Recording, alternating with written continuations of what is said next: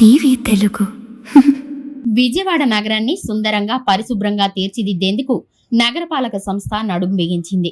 Municipal commissioner Dhyan చంద్ర ఆదేశాల మేరకు నగర వ్యాప్తంగా స్పెషల్ శానిటేషన్ డ్రైవ్ నిర్వహిస్తున్నట్లు chief medical health officer doctor P Arjun Rao తెలిపారు.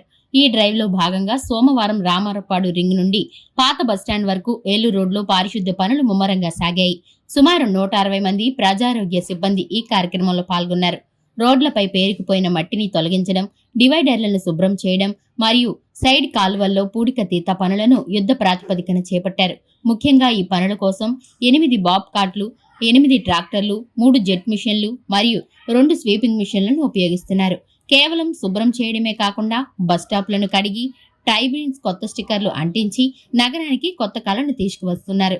ఈ స్పెషల్ డ్రైవ్ షెడ్యూల్ పరిశీలిస్తే శనివారం బందర్ రోడ్లో పనులు పూర్తి కాగా రేపు మంగళవారం బీఆర్టీఎస్ రోడ్డులో, ఎల్లుండి బుధవారం గుణదల బ్రిడ్జ్ ఇరువైపులా పారిశుద్ధ్య పనులు నిర్వహించనున్నారు.